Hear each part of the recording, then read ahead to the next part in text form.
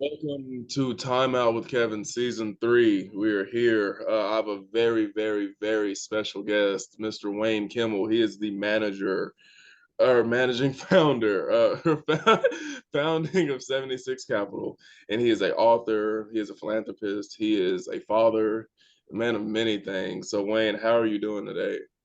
I'm doing great. I'm so excited to be on your show, Kevin. Thank you so much for reaching out. Yes, man.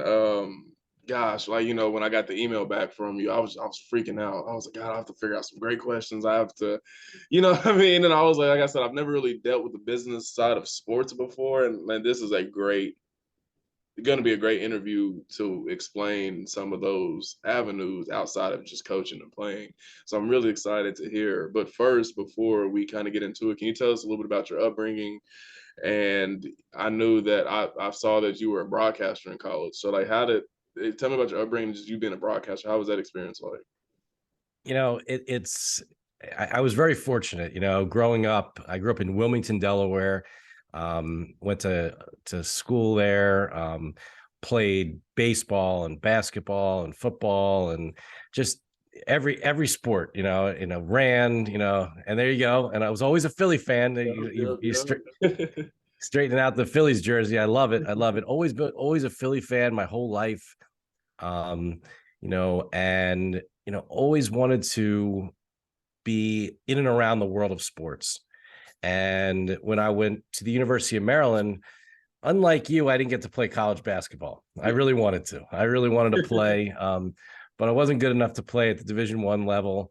I wanted to go to Maryland. So at Maryland, I thought the way that I could be really close to the game was to broadcast it. Yeah. So I went to the radio station, the college radio station, even before classes started. And I said, I want to work here. I want to be involved. And fortunately, I was able to get involved. I spent a lot of time there, ended up working my way up to doing play-by-play for both not only basketball, but for football as well.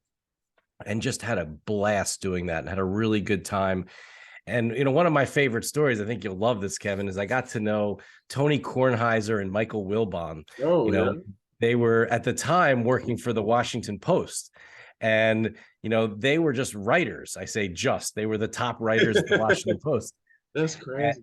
And I'll tell you, one of the funny things was like, they said to me, it was my senior year, and they're like, what are you doing next? And I said, well, I'm going to go to law school. And they said, oh man, that's so smart. You don't want to be in this crazy media business and writing stories and just being a journalist. Well, I think it ended up well for both of us. Certainly those guys with PTI and everything they got going on at ESPN is what a great show. So happy for what they've been able to do. And also, being able to sort of take all the things that I've done and now, what we're doing in the sports world at 76 Capital is just incredible. And can you explain what 76 Capital is?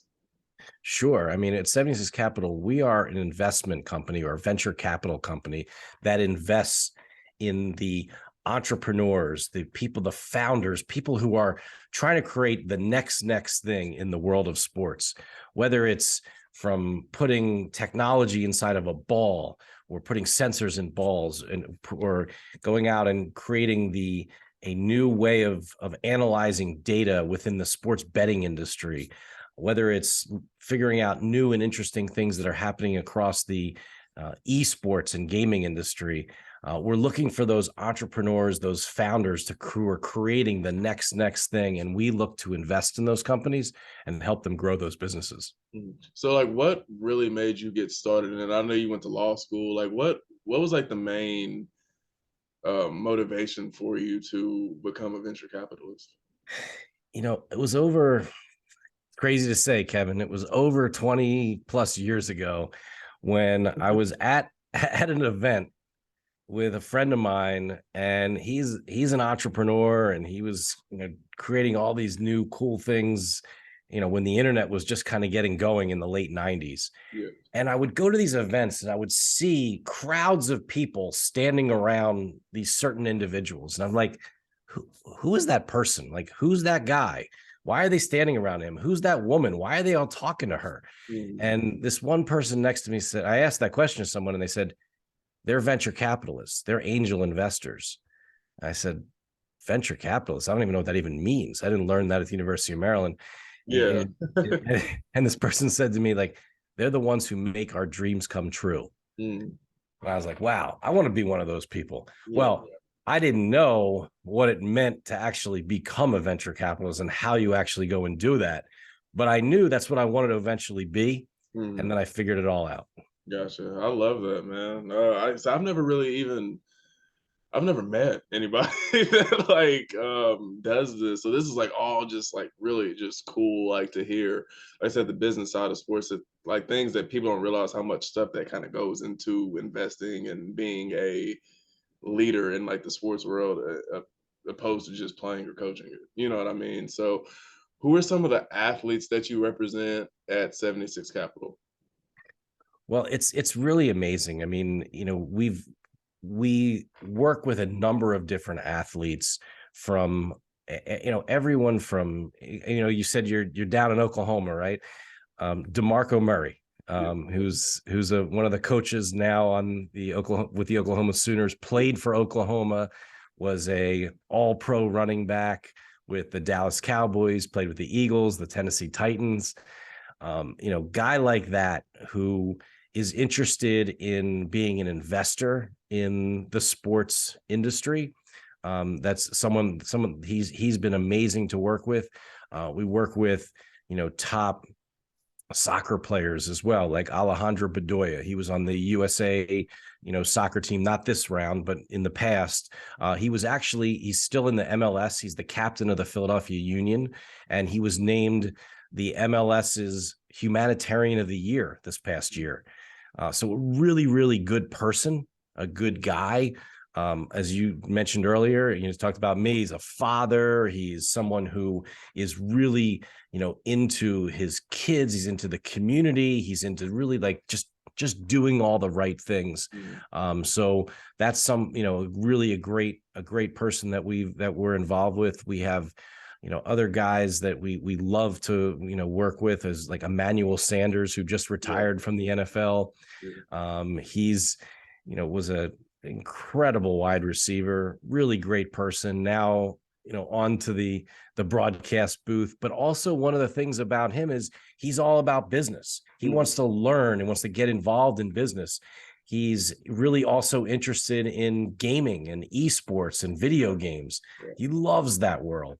And, he's become a really big asset for us and some of our portfolio companies and the companies that we invest in at 76 Capital. Yeah, that's awesome.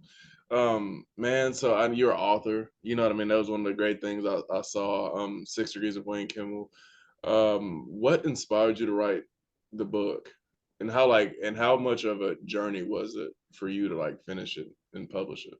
Well, Kevin, that's an awesome question. It was something that, I wasn't sure I wanted to do. But I'd been asked by so many people, how did you become a venture capitalist? What is a venture capitalist? I never even heard of this thing. Like, what do you, I want to be an entrepreneur. I want to be the next Mark Zuckerberg. I want to be, I want to do what like LeBron James is doing. I want to go out there and do what, Jeff Bezos has done at Amazon and built these crazy, amazing companies. Right. And I said, fortunately, over the years, I had been involved with some entrepreneurs who had created incredible companies. One of the stories I tell in my book is the CEO and founder of Seamless Web, which is now known as Seamless or their parent company, Grubhub. And we helped start that company and invested in that business. At the very beginning, I saw the first ever online food order go through. It was wild to see. I mean, it's wild where it's now become where, of course, you want to order food, you just get on your phone and order food. But we started that company in 2000, or actually between 99 and 2000. The iPhone hadn't even come out yet, right? The iPhone came out in 2008. So like, it was really amazing building those businesses. And I wanted to tell the stories of these entrepreneurs. I wanted to tell the story of, what it takes to be an entrepreneur, some of the incredible stories and businesses that I've gotten behind, the clinics you see inside of Walgreens, the healthcare clinics. You walk into a Walgreens that has a healthcare clinic, that healthcare clinic inside was originally our company, which was called Take Care Health Systems. And this is stuff that we did well before we started getting, solely into the sports industry. So I wanted to tell the stories of these entrepreneurs. I want to talk about what it takes, the persistence, the drive, the desire, to be an entrepreneur. It's a lot of the same traits, Kevin, that, I'm sure that, your coaches over the years have told you that you need to have to be a really good basketball player or any kind of athlete. You got to have that, the resiliency to be able to you get knocked down, get fouled. If you're playing football, get hit really hard and you're like, oh my God, but you got to get back up and play the next play. Yeah. It's the same kind of thing in the world of business. When people tell you no, or people tell you that's not a good idea, I'm not really sure about this thing, I don't know what you're talking about. You got to just pick yourself up and figure out a better way of doing it and go do it again. It's very, very similar to anything that you do on the field, on the court, on the ice. It's just, it's really exciting. And we, it's all about competing and building, and that's the kind of stuff that we love to do. Awesome, man. I love it. I really, when I was a kid, man, I wanted to be an author so bad. And I was like when I got older, I was like, man, that's like publishing it, actually writing it, having enough pages to make a story. I was like, man, but I love, you're the first person I've ever interviewed that has an actual book published. And I think that is so awesome. It takes a lot of time, you know what I mean, to write it. And how long did it take you to finish the book? So yeah, the whole process was over a year. It was, and as you said, it's a long process. I had some great, people help me. But just putting your thoughts down on paper. And again, as you said, am I going to have enough to make a book? Right? Are there enough pages? Now I'm thinking about what my next book's going to be about, but it's a scary thing. You're putting out a lot of information about yourself. Yeah. If you're writing about yourself, right? or in your journey, right? It's, you're putting a lot of information out there. It's nerve-wracking. You're putting out stories that you think are interesting and exciting. You hope that, it's going to, help others. I wanted to inspire people, to do great things. I wanted people to think like, an entrepreneur every day and go out there and try to make things happen. I wanted people to go and just realize how important it is to try to make this world a better place and try to help others. Yeah. And that was really important to me. And that's one of the big things that got me over, I guess, the fear of putting it out there, right? Putting all this information out there, because some people may not agree with some of the tips and tricks that I talk about from a networking perspective. They may not believe that you should, do things the way I did things. But, I think there's a lot of things in that book that have helped a lot of people over the years. And I'm very happy that I have it out there. And as I said, it will not be my last. I think I'm going to do another one. I'll probably do another one. So I really wanted to ask, man, so what is some advice you could give a young guy like me that's coming into the adult world, with networking and just building relationships? What is some advice you can give a kid like me?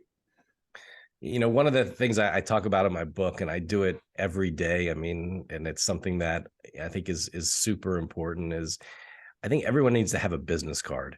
It was very, very tough during COVID, only doing Zooms, not being in person with people. But, I talk about every single day I wake up and I fill my right pocket with business cards. And, my goal is to give out all the cards in my right pocket and fill up my left pocket with other people's cards and start to develop, take those contacts and try to turn them into relationships. That's what it's all about. It's about trying to think about how you can, you can meet all these different types of people, but then try to figure out how you can connect with them, how you can figure out a way where there's some kind of a connection. Look, you did it today. You're wearing your Phillies jersey. I'm a big Phillies guy. You told me it's a Bryce Harper jersey. I love Bryce Harper. just being at the NLCS game with my son, watching him hit that home run to win to win it for the Phillies was unbelievable, right? I mean, it's one of those things, but it's those types of connections. Like you could write down next to me that I'm a Philly fan. I like the Phillies. And it's the next time we talk, it's something that we can talk about, something we could bring up. It's an icebreaker. It's one of the things I write about this in my book. It's a way that you sort of break the ice when you talk to other people by finding something in common with them. A lot of times it's just sports in general, but if you could go a little deeper and have a deeper connection with somebody, that's where things really start to happen. And, it's one of the reasons why you see lots of different companies.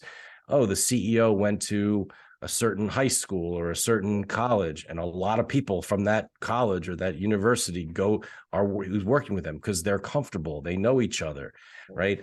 We always have to go out of our comfort limits to make sure that we hire a truly diverse workforce. But at the same time, when you really look around at a lot of the different businesses today, you see a lot of people from the same school, from the same upbringing. There's a reason for that. Now, it's not always the right thing, but there's a reason why people make those connections, because they are familiar with each other. They say, oh, did you have that teacher? Oh, I had that professor. Or you had that. Oh, I remember that class we took, or we went to that, oh, is that restaurant still there? Like there's all those kind of questions which you can talk about and break the ice and have a much more comfortable conversation than just a very straight business conversation. Right, I understand. So what's next for Wayne Kimmel? What is next? Well, I'll tell you, I'm so excited you asked me that question, because it is the most exciting time ever in the world of sports right now. Sports is going through this incredible change, this incredible transformation. My partner, Chad Stender, loves to talk about. I'm sitting here holding a baseball from one of our companies called Diamond. Holding it, yeah.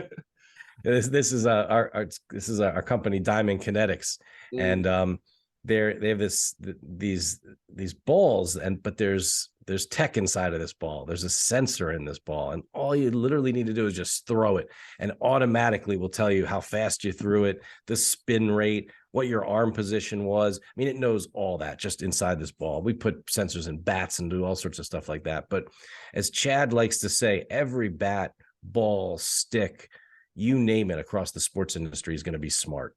There is this unbelievable convergence that's going on with all of the tech, the data, the analytics, and just the media and all this stuff coming together.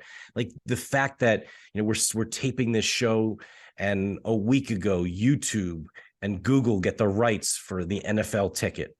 Amazon this past season broadcasted Thursday Night Football. The MLS is going to all be on Apple and Apple TV. Like all of a sudden, these major technology companies are now coming into the world of sports. It's not just ESPN, NBC, CBS, right? It's now Amazon, Google, YouTube, right? And then you have these amazing documentaries on Netflix. And so the world of sports is changing. The fact that you can bet on sports in over 30 states in the United States and do it legally, do it in a regulated way, to make sure that everything's on the up and up, to make sure that people aren't betting too much, that you're betting responsibly and you're doing it the right way. The fact that you have kids all over the world playing video games against each other competitively for money. The professional video game players are making millions of dollars a year to play video games. There are hundreds of colleges in the United States of America that give scholarships to kids who are good enough to play college sports, to play college esports. These are things that a couple of years ago, Kevin, if you were interviewing me and I would say this stuff, you're like, this guy's crazy. How the heck has all this stuff been happening? What's going on in the world of sports? I mean, it was just, you turn on ESPN, you watched a game. That's where it was. That's how it is. Now it's a whole new world. The world of NIL, I guess you would have loved that while you were in college. The fact that you could get paid, you could actually get paid above board to play a sport in college. that's the right thing. And that's where we are today. So these big changes that are happening in the world of sports that everyone loves, because everyone wants to either play sports, watch sports, bet on sports. You know, when you get older, Kevin, you'll have a son or a daughter. You'll want them to be the next LeBron or Serena. Like, that's what you want, right? You want that. Everyone wants that. And it's like, wow, now all of a sudden there's an opportunity to sort of take this whole world to the next level with all this new technology, with all this new data, with all the analytics that are out there. It's amazing. And then the NBA and the NFL and the MLS and the NHL and NASCAR and you name it, they're all embracing this technology. The PGA Tour in golf, everyone's embracing augmented reality, all this stuff around the metaverse. I mean, it's incredible. It's incredible, all the things that are happening. And what does the sports industry need? It needs more innovation, using all of these things. It needs people that understand all of this. So the opportunities to work in sports, it used to be like, these small groups of people could work in sports. It was impossible to work in the sports industry. Now, if you're really good at TikTok, I bet you can get a job at a sports team or a league, right? If you're really good across social media, if you're really a great data analyst and you love sports and you're really good at math, there are jobs for you. So there's really, really incredible things that have opened up in the world of sports that were not there just a few years ago. Mm-hmm. And it's so like exciting, and it's crazy to see how, sports has always been such a big thing in America, anywhere. It's always been huge, but now seeing, you said the betting, the esports, like when we had an esports thing at Mid America, I was like, bro, this is like serious. Like, you know what I mean? Like they was like, yeah, we have a coach, it's varsity, it's JV. We go against the University of Texas, University of OU. I was like, bro, like this is crazy. Like, I didn't know. It's everywhere. Like, it's literally everywhere, and it is crazy how like big it's all getting. How you said it's gonna get bigger and bigger and bigger and bigger and bigger, and it is exciting. It is very exciting to branch. You know what I mean? Because like we're still progressive. We're still flowing. You know what I mean? It's an awesome thing to see. You know what I mean? Oh, you're 100% right, and that's the part that's so exciting, and who knows what the next thing will be. Yeah. I mean, I got to tell you, I mean, when you see, what Diamond Kinetics and Major League Baseball will be doing this next season coming up, I can't wait for baseball to start again. Yeah. Because the types of things that we'll be doing with this company, with Major League Baseball, a number of the different players, it's going to be so exciting to have this sort of, again, this convergence, this integration between, the tech world, the digital world, and the physical world all coming together. And, think about it, right? I mean, you used to go to basketball practice, go to baseball practice, whatever. And coach would be like, all right, take your phone, put it in your pocket, or don't take it out of your pocket, excuse me, put it on the side, leave it over there. But then here's what's crazy, right? But what do you do when you watch these games on TV? The professionals are sitting there looking at iPads, they're looking at their plays, they're seeing things in real time. The coaches have the information, the broadcasters have the information, the sports betting operators have this information. Why shouldn't the players have it? Why shouldn't the kids have it? Why shouldn't all kids have the same access to all this information so they can get as good as some of their heroes? And that's what's possible. That's what's coming down the pike now. So whether you're playing, you're as an eighth grader, you'll have the same kind of information that an NBA player will have. That's really special. Yeah, that is special, man.